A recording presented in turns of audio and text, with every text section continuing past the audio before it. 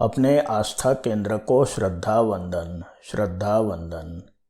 बैठ झरोखे देख रहे हम, निकली है भगवन की सवारी, एक भगवान साथी सहकारी। निगोद में जीव को मात्र अक्षर के अनंतवें हिस्से का ज्ञान होता है। यहाँ जीव जड़वत है और कुछ व्यवहार नहीं कर सकता। यह अवस्था भवहीन अवस्था कहलाती है, क्योंकि जीव ने अभी सशरीरी भव धारण करना शुरू ही नहीं किया।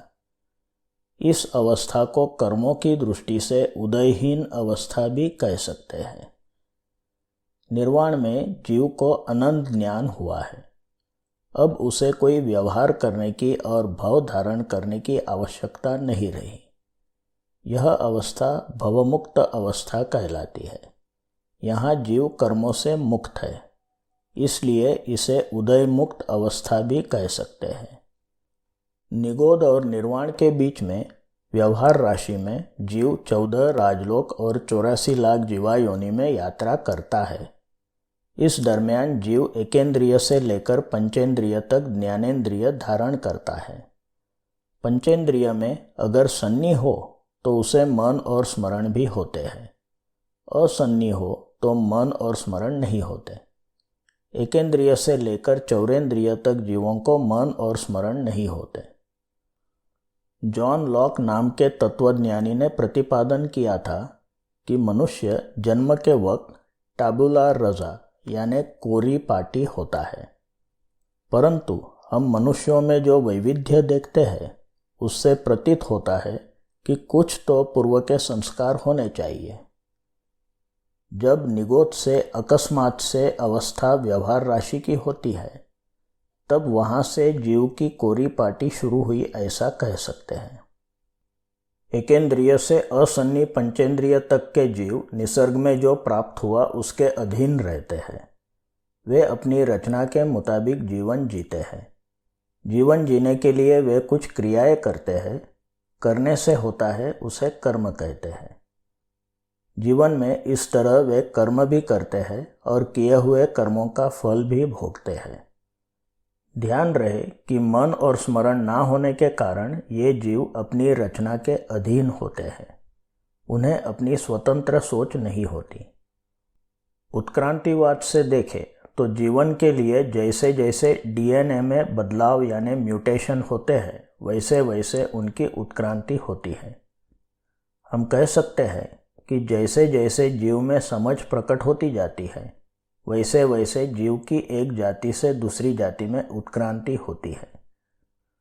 ऐसी अधीन अवस्थाओं में असंख्य भाव गुजारते हुए जीव अपने इंद्रियों द्वारा अलग अलग प्रकार के अनुभव प्राप्त करता है। कर्मों का उदय होना और उनका फल भोगते वक्त पुराने कर्मों की निर्जरा होते होते नए कर्म करते रहना, यह ऐसे अधीन जीवों की अमला अवस्था है। उदय प्रवाह में बहते बहते जीव की अवस्था सन्नी पंचेंद्रिय तक पहुंचती है। सन्नी यानी ऐसे जीव जिन्हें मन और स्मरण है। ये तिर्यंच प्राणी हो सकते हैं और मनुष्य भी हो सकते हैं। इन्हें मन और स्मरण होने के कारण इनके पास विचार शक्ति है।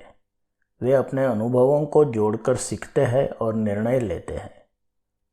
असंख्य भवों की आदत की वजह से सन्नी पंचेंद्रिय प्राणी और मनुष्य अक्सर भवाधीन और उदयाधीन होते हैं। इसे हम तत्काल भोक्ता भाव यानी इंस्टेंट ग्रेटिफिकेशन ऐसे देख सकते हैं। वे प्रायः अनुकूल प्राप्त करने के लिए दौड़ेंगे और प्रतिकूल से दूर भागेंगे। उनका नए कर्म करना भी चालू रहता है।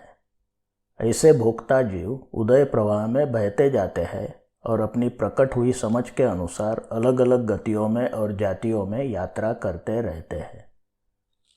कुछ सन्नी प्राणी और प्रायः सन्नी मनुष्य ऐसे भी होते हैं कि जो उदयाधीन नहीं होते। वे अनुकूल और प्रतिकूल से ऊपर क्या अनुरूप है यह सोचकर निर्णय लेते हैं। ऐसे जीव भव प्रमाण या उदय प्रमाण होते हैं। वे किसी भी घटना पर तुरंत प्रतिक्रिया देने के बदले उस घटना को महसूस करते करते साक्षी भाव से देखते हुए अगर जरूरी हो तो ही कुछ प्रतिक्रिया देते हैं।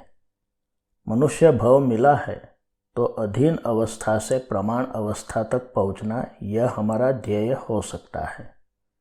इसके लिए कुछ साधना करनी पड़ती है।